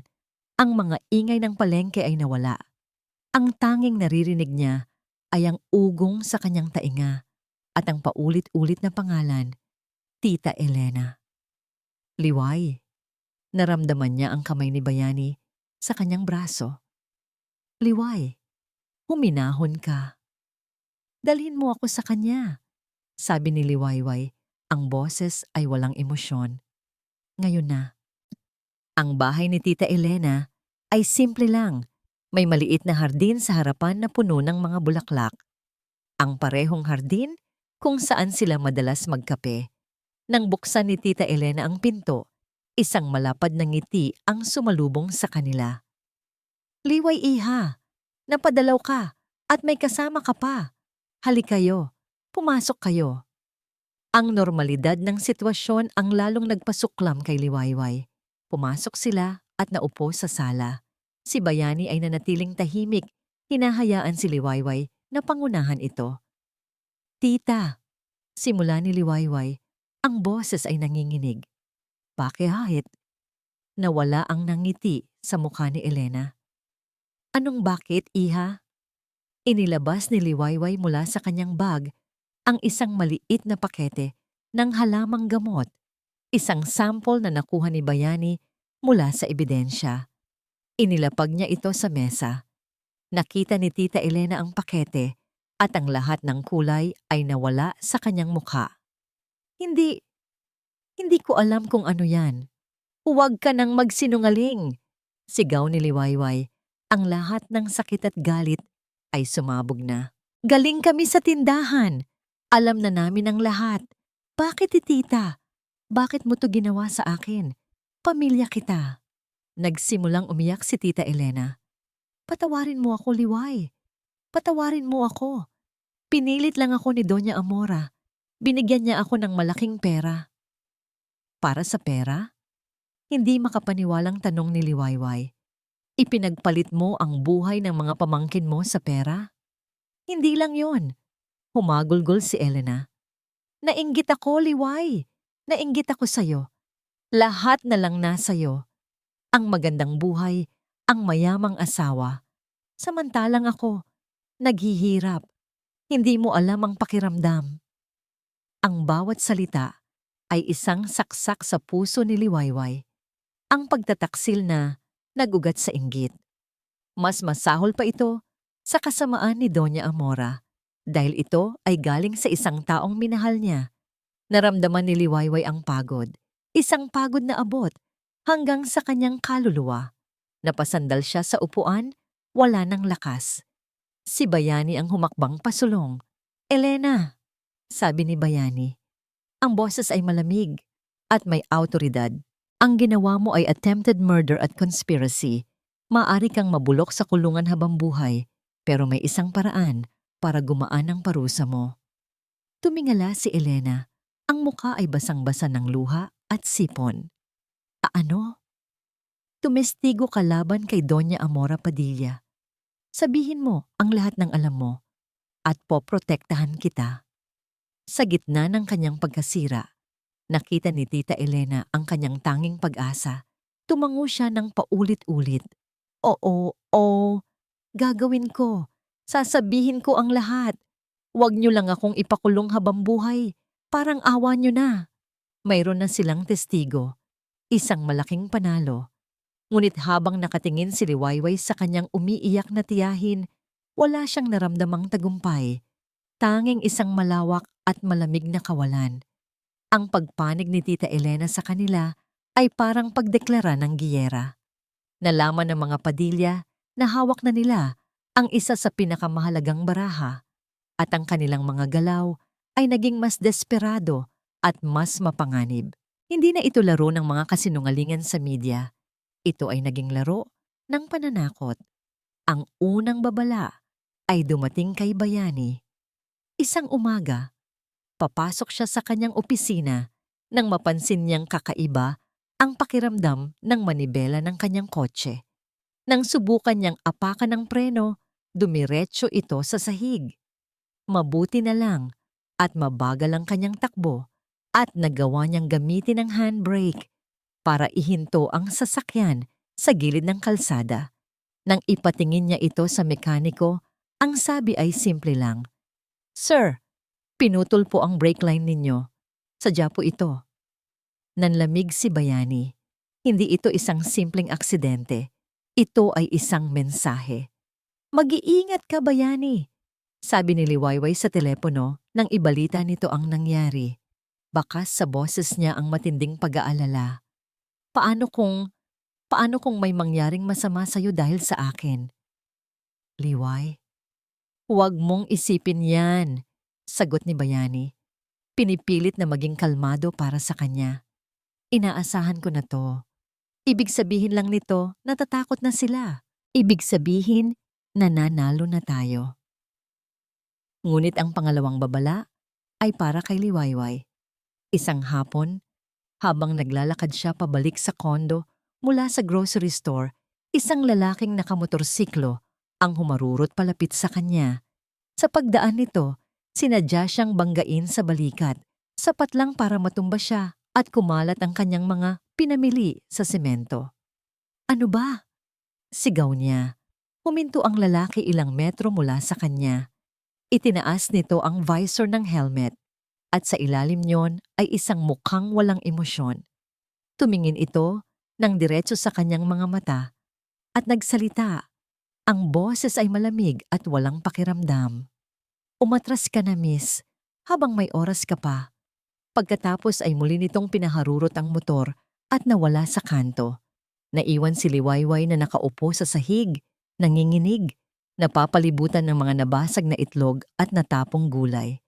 Ang malamig na semento ay tila gumagapang sa kanyang balat, ngunit hindi niya ito alintana. Ang tanging nararamdaman niya ay ang lamig ng takot na dala ng mga salita ng lalaki. "Umatras ka na, miss, habang may oras ka pa." Ilang tao ang napatingin, ngunit walang lumapit para tumulong. Nagpatuloy lang sila sa kanilang paglalakad na para bang wala silang nakitang babaeng natumba at nataranta. Sa sandaling iyon, naramdaman ni Liwayway ang lubos na pag-iisa. Nanginig ang kanyang mga kamay habang kinakapa ang cellphone sa kanyang bulsa. Nanginginig din ang kanyang mga daliri habang hinahanap ang pangalan ni Bayani. "Bayani," sabi niya nang sagutin nito ang tawag. Ang boses ay basag at halos pabulong. "Liway? Anong nangyari? Ayos ka lang?" Agad na nagbago ang tono ni Bayani. Naging alerto at puno ng pag-aalala. Sinubukan niyang ikwento ang nangyari, ngunit ang mga salita ay nagkakabuhol-buhol sa kanyang lalamunan. "May lalaki. Sa motor. Sinabi niyang, nasaan ka?" Putol ni Bayani. Ang boses ay matigas at may awtoridad. "Huwag kang aalis diyan. Papunta na ako." Hindi nagtagal, isang pamilyar na kotse ang huminto nang mabilis sa kanyang tapat. Lumabas si Bayani. Ang muka ay hindi maipinta sa pag-aalala. Agad siyang lumuhod sa tabi ni Liwayway. "Nasaktan ka ba? May masakit ba sa'yo?" tanong niya. Sinusuri ang kanyang mga braso at binti. Umiling lang si Liwayway. Ngunit nang magtama ang kanilang mga mata, nakita ni Bayani ang takot sa loob nito. Tumayo si Bayani, ang kanyang panga ay nanigas sa galit. Tinulungan niyang tumayo si Liwayway at inalalayan papasok sa kotse. Hindi na pinansin ang mga nagkalat na pinamili. Hindi na ligtas ang kondo. Hindi na ligtas ang syudad. May alam akong lugar, sabi ni Bayani habang mabilis na nagmamaneho palayo. Isang maliit na bahay sa labas ng Marikit. Tahimik doon. Ligtas. Dinala siya ni Bayani sa isang maliit na bahay na yari sa kahoy, nakatago sa gitna ng mga puno. Malayo sa ingay at gulo ng syudad, ang amoy ng lugar ay sariwang hangin at mamasa-masang lupa, hindi usok at polusyon. Nang gabing iyon, isang malakas na ulan ang bumuhos na tila gustong hugasan ang lahat ng dumi at takot. Nakaupo sila sa maliit na sala, parehong hindi makatulog. Ang tanging liwanag ay mula sa isang maliit na lampshade at ang tanging tunog ay ang patak ng ulan sa bubong. Bayani, basag ni Liwayway sa katahimikan. Kasalanan ko to. Tumingin ito sa kanya. Kumunot ang noo. Ano ang sinasabi mo? Nadadamay ka na, sabi niya. Ang mga luha ay nagsimulang mamuo sa kanyang mga mata. Pinutol nila ang preno mo. Tinakot nila ako. Paano kung may mangyaring masama sa'yo? Hindi ko mapapatawad ang sarili ko. Lumapit si Bayani at umupo sa tabi niya. Huwag mong sabihin yan, Liway. Mahinahon ngunit mariin niyang sabi. Pinili ko to. Mula pa nung una, alam ko na ang panganib at pinili kong tulungan ka. Pero bakit? Tanong ni Liwayway. Pwede ka namang tumanggi. Isa lang naman akong ordinaryong kliyente. Tinitigan siya ni Bayani at sa ilalim ng malamyos na ilaw, nakita ni Liwayway ang isang bagay sa mga mata nito na hindi niya pa nakikita dati. Isang bagay na mas malalim pa sa propesyonal na tungkulin. Hindi na lang ito trabaho para sa akin, Liway. Sabi nito, ang boses ay halos pabulong, hindi ka lang ordinaryong kliyente. Ang ulan sa labas ay lumakas. Ang katahimikan sa pagitan nila ay puno ng mga salitang hindi masabi. Dahan-dahan, iniabot ni Bayani ang kanyang kamay at hinawakan ang kamay ni Liwayway. Hindi ito isang kilos ng pagnanasa, kundi isang kilos ng pangako. Ang init ng kanyang palad ay parang isang kumot na bumalot sa nanlalamig na puso ni Liwayway. Ang tibay ng kanyang hawak ay nagsasabing, nandito ako, hindi ka nag-iisa. Natatakot ako, pag-amin ni Liwayway. Alam ko, sagot ni Bayani, hindi binibitawan ang kanyang kamay. Pero kasama mo ako, hindi kita iiwan sa laban na ito. Sa gitna ng panganib, sa gitna ng takot, may isang bagong damdamin ang nagsimulang umusbong. Isang maliit na binhi ng tiwala at paghanga na unti-unting nagiging isang bagay na mas malalim pa. Biglang pagbabago ng eksena, tunog ng isang mamahaling kotse na humihinto sa isang tahimik na kalye sa gabi. Samantala, sa kabilang bahagi ng mundo, isang itim at makintab na kotse ang huminto sa tapat ng simpleng bahay ni Tita Elena. Mula sa backseat bumaba si Doña Amora Padilla. Ang kanyang mukha ay kalmado, ngunit ang kanyang mga mata ay kasing talim ng yelo. Kumatok siya sa pinto. Nang buksan ito ni Elena at makita kung sino ang nasa labas, ang lahat ng kulay ay nawala sa kanyang mukha. Doña Amora, nanginginig niyang sabi. Hindi ngumiti si Doña Amora.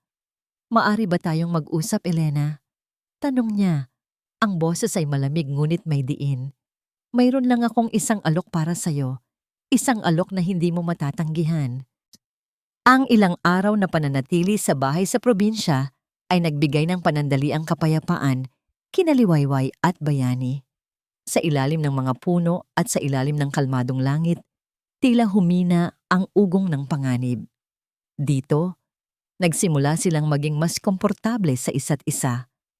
Ang kanilang mga pag-uusap ay lumalim mula sa kaso patungo sa kanilang mga pangarap at mga takot. Sa mga mata ni Liwayway, si Bayani ay hindi na lang isang abogado. Siya ay naging isang kaibigan, isang tagapagtanggol, isang angkor sa gitna ng unos. Ngunit ang kapayapaan ay isang marupok na salamin at isang tawag sa telepono lang ang kinailangan para mabasag ito sa 1,000 piraso. Gabi iyon, pisperas ng kanilang unang hearing sa korte. Ang araw kung saan opisyal na ilalahad ang testimonya ni Tita Elena. Pinag-aaralan ni Bayani ang kanyang mga dokumento sa maliit na lamesa habang si Liwayway naman ay naghahanda ng kape. Biglang tumunog ang cellphone ni Bayani. Isang numero mula sa kanyang opisina. "Yes, Ana?" Sagot niya sa kanyang sekretarya. "Bakit ka napatawag ng ganitong oras?" Isang sandaling katahimikan sa kabilang linya. Pagkatapos ay narinig ni Liwayway ang nanginginig na boses ng babae. Sir Bayani, anong nangyari?" Tanong ni Bayani. Biglang naging alerto. "Ang opisina po. Sir, pinasok po. Sinalakay." Humahagulgol na, sabi ng sekretarya. Napatayo si Bayani. Nabitawan ang hawak na papeles. "Ano? Nasaan ka? Ayos ka lang ba?" "Nasa labas po ako. Tumawag na po ako ng pulis." "Sir, magulo ang lahat. Ang mga file, kinalat. Ang mga computer, binasag. Sir, ang vault, bukas at wala ng laman." Nanlamig si Liwayway. Ang vault. Doon nakatago ang USB na naglalaman ng orihinal na video. "Sir, may isa pa po," dagdag ng sekretarya. Ang boses ay halos pabulong. "Si Tita Elena. Tumawag po ang pamilya niya kanina. Hindi na raw po siya makontak. Umalis daw po ng bahay, nag-iwan lang ng sulat. Nawawala po siya." Ang bawat salita ay parang isang suntok sa sikmura ni Liwayway. Nawawala si Tita Elena. Ninakaw ang video. Nabitawan ni Bayani ang kanyang cellphone. Napasabunot siya sa kanyang buhok. At sa unang pagkakataon, nakita ni Liwayway ang isang bagay sa kanyang mga mata na hindi niya pa nakikita dati. Kawalang pag-asa. "Wala na," bulong ni Bayani. "Wala na ang lahat." Ang kanilang pinakamahalagang testigo, nawawala. Ang kanilang pinakamatibay na ebidensya, ninakaw. Ang natira na lang sa kanila ay ang resulta ng medical exam at ang mga teorya tungkol sa motibo, mga bagay na madaling kontrahin ng mga magagaling na abogado ng mga Padilla. Bumagsak ang balikat ni Liwayway. Ang lakas na kanyang inipon sa mga nakalipas na linggo ay bigla na lang naubos. Ang apoy ng kanyang galit ay tila binuhusan ng isang drum ng malamig na tubig.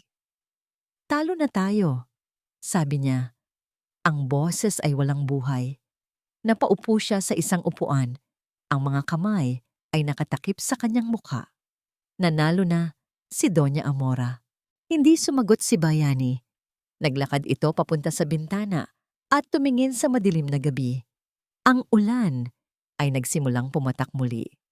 Siguro nga tama sila. Pagpapatuloy ni Liwayway, mas para sa sarili niya. Siguro nga dapat na lang akong tumigil para protektahan ka. Para protektahan ang sarili ko. Pagod na ako, Bayani. Pagod na akong lumaban. Sa sandaling iyon, ang bahay na naging kanilang santuwaryo ay naging isang kulungan ng kanilang kabiguan. Ang katahimikan ay mabigat, puno ng bigat ng kanilang pagkatalo. All is lost. Nawala na ang lahat. Nang biglang may kumatok sa pinto. Nagkatinginan sila, parehong nagulat at kinabahan. Sino ang pupunta roon sa ganoong oras ng gabi, sa gitna ng malakas na ulan? Kinuha ni Bayani ang isang payong at isang baseball bat na nakasandal sa pader. Maingat siyang lumapit sa pinto. "Sino yan?" Isang pamilyar na boses ang sumagot mula sa labas. Isang boses na hindi inaasahan ni Liwayway na maririnig muli. "Liway!" "Ako to." Dahan-dahang binuksan ni Bayani ang pinto. At sa labas, basang-basa ng ulan, nanginginig sa ginaw. Nakatayo ang huling taong inaasahan nilang hihinga ng tulong. Si Gino Padilla, ang kanyang mukha ay puno ng pinaghalong takot, pagsisisi at desperasyon. Tumingin ito kay Liwayway, ang mga mata ay nagmamakaawa. Kailangan nating mag-usap, sabi ni Gino. Ang boses ay nanginginig. May kailangan akong sabihin sa'yo. Isang bagay na hindi alam ni Mama. Isang bagay na maaaring makatulong sa'yo. Ang paglitaw ni Gino sa gitna ng kadiliman at ulan ay isang eksenang hindi kayang likhain kahit ng pinakamagaling na manunulat. Para kay Liwayway, ang makita ang mukha ng lalaking sumira sa kanya ay parang pagbubukas muli ng isang sariwang sugat. Anong ginagawa mo dito? Ang tanging lumabas sa bibig ni Liwayway. Ang boses ay matigas na parang yelo. Tinatago ang kumukulong emosyon sa ilalim nito. Huwag mo siyang papasukin, Liway, sabi ni Bayani. Ang katawan ay nakaharang sa pinto. Ang hawak na baseball bat ay handa. Pakiusap. Nagmakaawa si Gino. Ang mga mata ay nakatuon lamang kay Liwayway. Kahit 5 minuto lang. Pagkatapos nito, aalis na ako. Hindi mo na ako makikita. Tinitigan ni Liwayway ang kanyang asawa. Ang dating Gino na makisig, arogante, at palaging kontrolado ang sitwasyon ay wala na. Ang nasa harap niya ngayon ay isang lalaking basag, isang anino ng kanyang dating sarili. Ang takot sa mga mata nito ay totoo. At sa unang pagkakataon, hindi ito takot para sa kanyang ina o sa kanilang yaman. Ito ay takot para sa kanyang sarili. Huminga siya ng malalim. Papasukin mo siya, Bayani. Nagulat si Bayani. Liway, sigurado ka ba? Oo, sabi niya. Ang tingin ay hindi inaalis kay Gino. Gusto kong marinig ang sasabihin niya. Nag-aalangan man, tumabi si Bayani para makapasok si Gino. Agad na nabasa ng lamig mula sa basang damit ni Gino ang maliit na sala. Walang nag-alok sa kanyang umupo. Tumayo lang siya sa gitna, tumutulo ang tubig mula sa kanyang buhok at damit na parang isang naligaw na aso. Bakit ka nandito, Gino? Ulit ni Liwayway. Nalaman ko ang ginawa ni Mama. Simula ni siya, ang boses ay nanginginig. Ang pagpapasunog sa opisina ni Attorney Legaspi, ang pagpapatakas kay Tita Elena. Narinig ko silang nag-uusap ng kanyang mga tauhan. At ngayon mo lang naisipang kumilos? Mapait na tanong ni Liwayway. Yumuko si Gino. Natakot ako, Liway. Mula pa noon, takot na ako sa kanya. Sunod-sunuran lang ako. Akala ko, kaya kong sikmurain ang lahat. Ang pagpatay sa mga anak natin, kaya mong sikmurain. Ang mga salita ni Liwayway ay parang mga punyal. Napapikit si Gino sa sakit. Hindi ko alam na abot sa ganoon. Ang sabi niya lang, pampahina lang ng kapit iyon para hindi ka na mabuntis ulit. Hindi ko alam. Patawarin mo ako, Liway, sa lahat. Isang tawang walang saya ang kumawala kay Liwayway. Patawad? Sa tingin mo ba mabubura ng sorry mo ang lahat ng ginawa ninyo? Alam kong hindi. Sigaw ni Gino. Ang desperasyon ay nasa kanyang boses. Kaya ako nandito. Dahil natatakot na ako sa kanya. Nakita ko ang mga mata niya kanina, Liway. Para siyang demonyo. Kaya niyang gawin ang lahat. Kaya kanyang ipapatay. At kapag nakuha na niya ang gusto niya, alam kong isusunod niya ako dahil sa mga nalalaman ko. Ang pagtatapat ay hindi dahil sa konsensya. Ito ay dahil sa pansariling kaligtasan. Ito ang tunay na Ginoo. Duwag at makasarili. Ngunit sa kanyang kaduwagan, dala niya ang kanilang huling pag-asa. Hindi ako humihingi ng tawad para bumalik ka sa akin. Pagpapatuloy niya. Nandito ako para bigyan ka ng panlaban. Isang bagay na sisira sa kanya ng tuluyan. Mula sa loob ng kanyang basang jacket, may kinuha siyang isang maliit na bagay at iniabot kay Liwayway. Isang susi, isang luma at gintong susi. Ano to? Tanong ni Liwayway. Susi yan sa lumang safe ni Mama sa library ng mansyon. Paliwanag ni Gino, hindi pera ang laman niyan. Mas importante pa, ang mga personal na journal niya. Tumingin si Gino kay Liwayway. Ang mga mata ay puno ng isang madilim na sikreto. Isinusulat niya lahat doon, Liway. Lahat. Ang galit niya sa mundo dahil hindi siya magkaanak. Ang pagkamuhi niya nang kailangan niyang mag-ampon ng isang bastardo na tulad ko para lang mapanatili ang pangalan ng pamilya. At ang plano niya para sa'yo, mula sa simula, detalyado, bawat hakbang. Isang malamig na kaba ang dumaloy sa ugat ni Liwayway. Isang journal, isang aklat ng kasamaan na isinulat mismo ng demonyo. Bakit mo to ginagawa? Tanong ni Bayani. Sa wakas ay nagsalita. Ang pagdududa ay malinaw sa kanyang boses. Tumingin si Gino sa kanya. Dahil kapag bumagsak siya, gusto kong masigurong hindi niya ako madadamay. Ito na ang testimonya ko. Gamitin ninyo yan. Sirain ninyo siya. Pagkatapos, hayaan nyo na lang akong mawala. Walang nagsalita. Iniwan ni Gino ang susi sa palad ni Liwayway. Tumalikod at naglakad pabalik sa gitna ng ulan, nawala sa dilim na parang isang multo. Naiwan silang dalawa ni Bayani sa sala, nakatitig sa gintong susi. Ito ay isang sugal, isang bitag na maaaring inihanda ni Gino. Ngunit ito rin ang kanilang tanging baraha. Kailangan nating makuha ang journal na yon. Sabi ni Bayani, ang boses ay puno ng bagong determinasyon.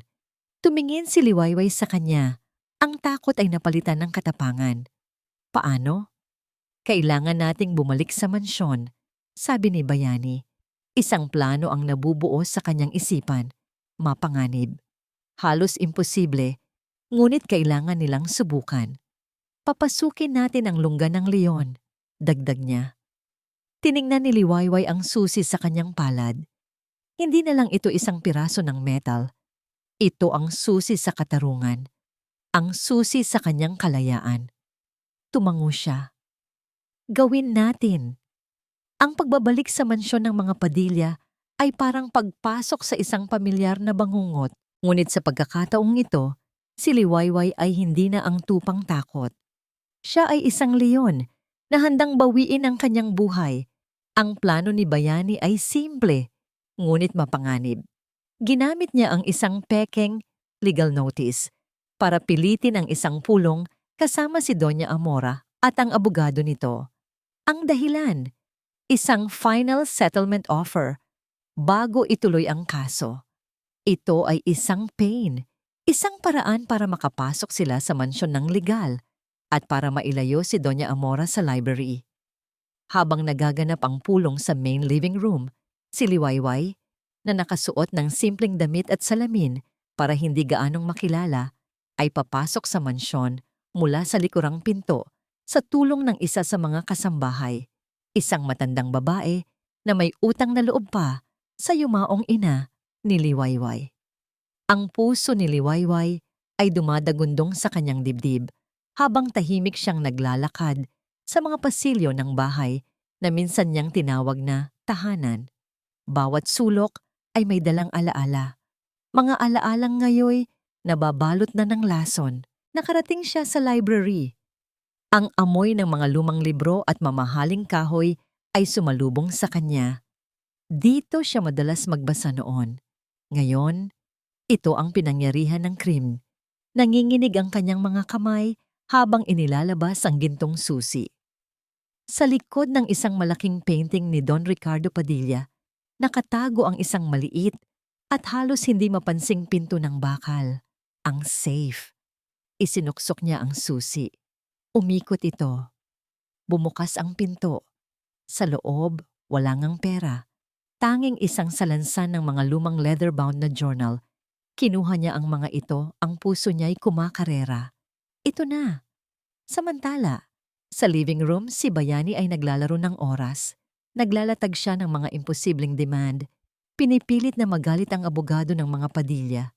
Habang si Doña Amora ay nakaupo lang na parang isang reyna sa kanyang trono, ang muka ay puno ng paghamak. Attorney Legaspi, Pinag-aaksayahan mo lang kami ng oras, sabi ni Doña Amora. Ang boses ay malamig.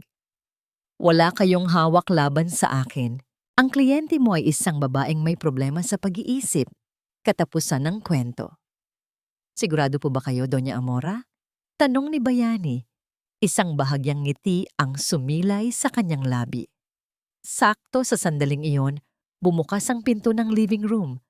Pumasok si Liwayway. Wala na ang salamin. Ang kanyang tindig ay tuwid. Ang kanyang mga mata ay nag-aalab. Sa kanyang mga kamay, hawak niya ang mga journal. Ang paghamak sa mukha ni Doña Amora ay napalitan ng pagkagulat na agad ding naging purong galit. Anong ginagawa mo dito? Paano ka nakapasok? Nakalimutan mo na yata, Mama.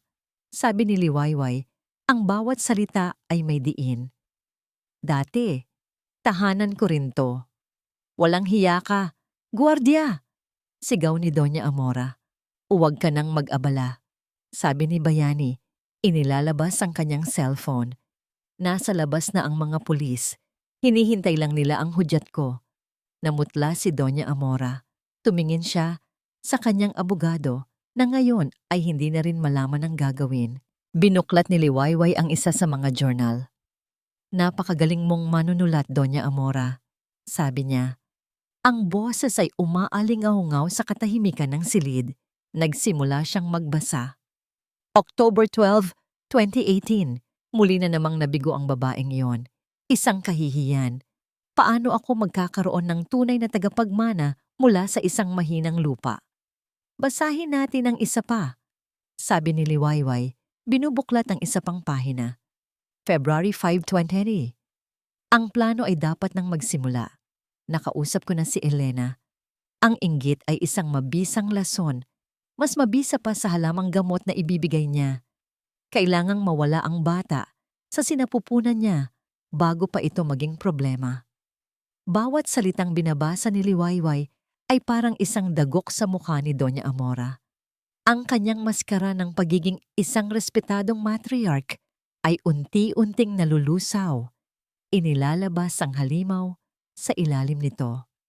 At ang paborito ko, sabi ni Liwayway, ang boses ay nanginginig sa pinaghalong sakit at galit. June 22, 2025, ang huling pagkakunan. Sa wakas.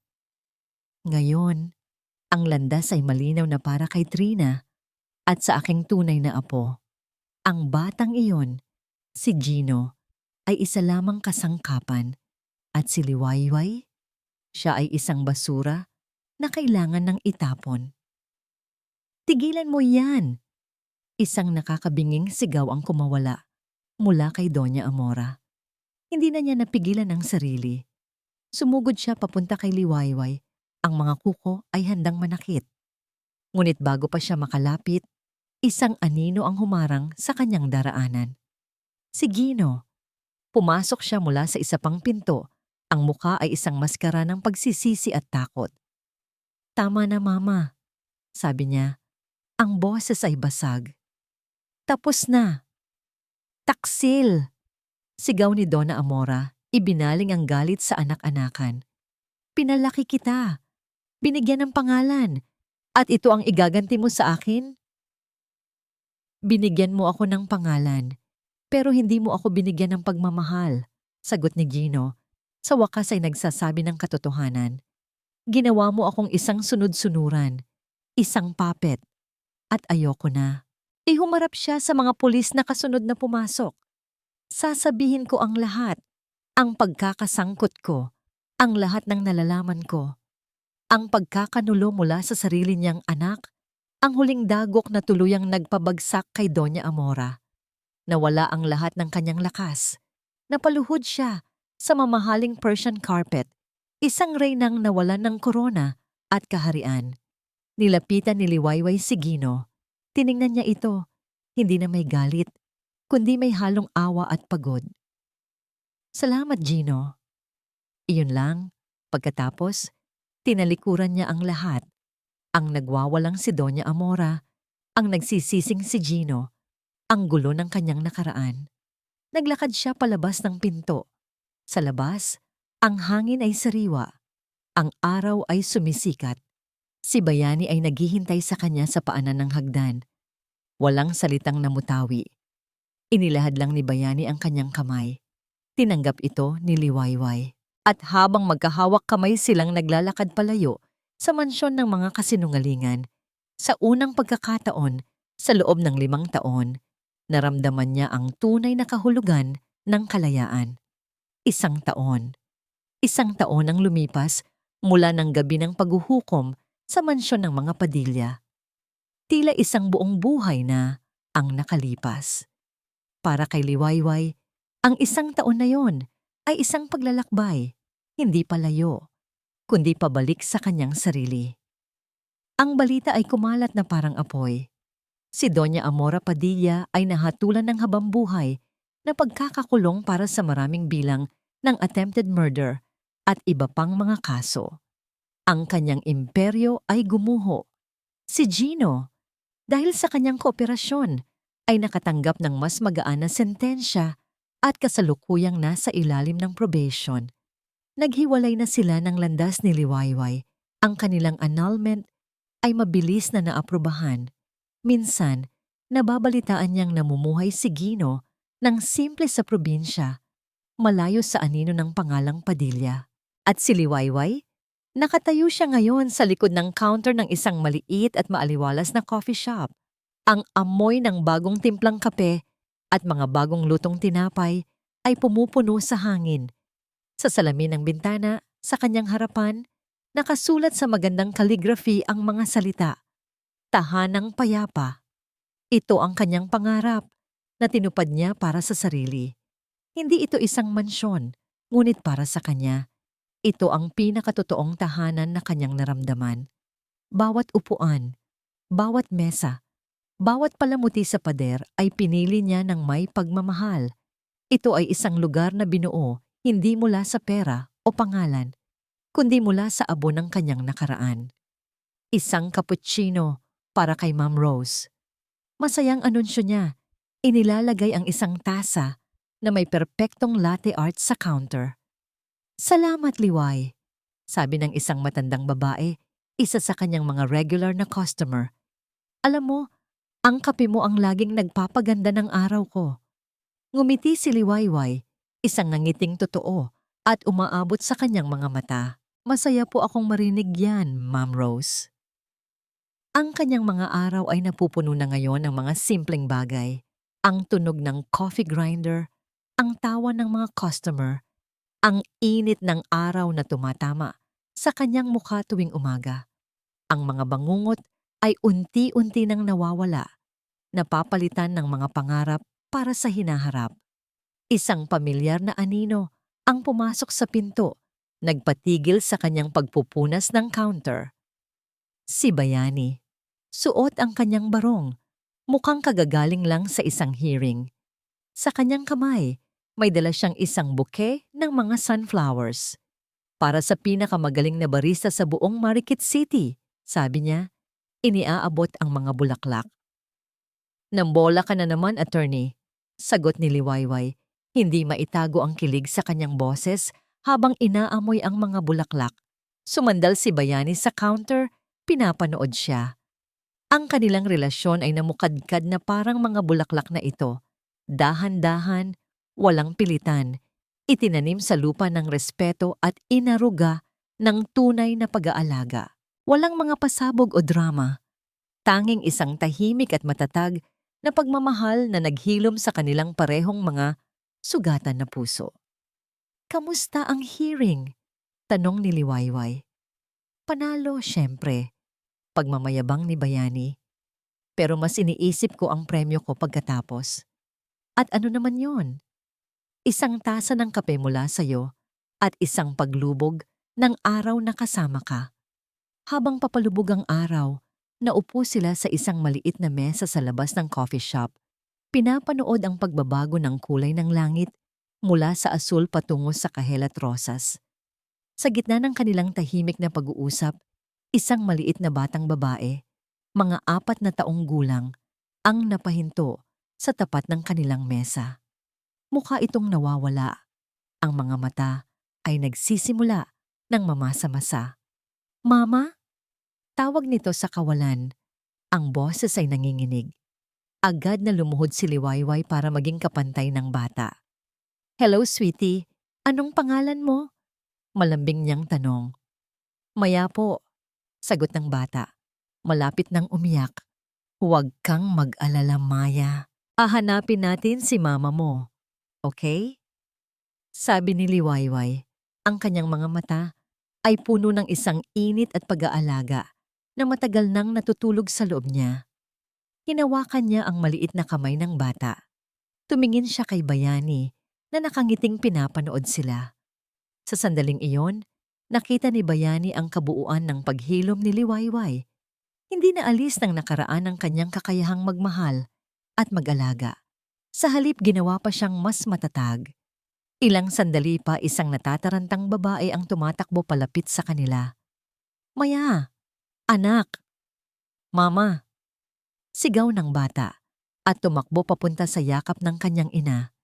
Matapos ang pasasalamat ng ina, bumalik si Liwayway sa kanyang upuan sa tabi ni Bayani. Pinanood nila ang mag-inang papalayo, magkahawak kamay. Hindi nagsalita si Liwayway, ngunit nakita ni Bayani ang isang bagong kislap sa kanyang mga mata. Ang sugat ng pagkawala ng kanyang mga anak ay hindi kailanman lubusang maghihilom, ngunit natutunan na niyang dalhin ito ng may kapayapaan. Inabot ni Bayani ang kanyang kamay at pinisil ito. "Handa ka na?" Tumingin si Liwayway sa kanya. Pagkatapos ay sa kanyang munting coffee shop, ang kanyang tahanang payapa. Tumingin siya sa papalubog na araw na nagbabadya ng pagtatapos ng isang araw at ang pangako ng isang bagong umaga, isang bagong binmin. Ang kanyang binmin, umiti siya. "Handa na ako." At dito nagtatapos ang kwento ni Liwayway, isang kwentong nagpapatunay na kahit gaano kadilim ang gabi ng pagtataksil, laging may pagsikat ng araw na naghihintay. Ipinakita niya sa atin na ang tunay na lakas ay hindi nasusukat sa hindi pagbagsak, kundi sa kakayahang bumangon sa bawat pagkakataon.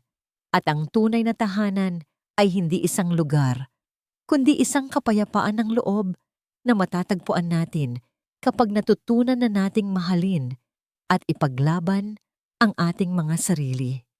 Maraming salamat po sa inyong walang sawang pagsubaybay, mga minamahal naming tagapakinig. Naway may napulot kayong aral at inspirasyon sa kwento ni Liwayway. Ano po ang masasabi ninyo sa kanyang pinagdaanan? At anong klaseng kwento naman ang gusto ninyong marinig sa susunod? I-comment nyo lang po sa ibaba. Hindi dito nagtatapos ang ating paglalakbay. Marami pa pong kwentong kasing ganda at mas puno ng aral dito sa aming channel. Kung nagustuhan nyo ang kwentong ito, i-like, i-share sa pamilya at mga kaibigan, at mag-subscribe na rin para lagi kayong updated sa mga susunod pa naming kwento.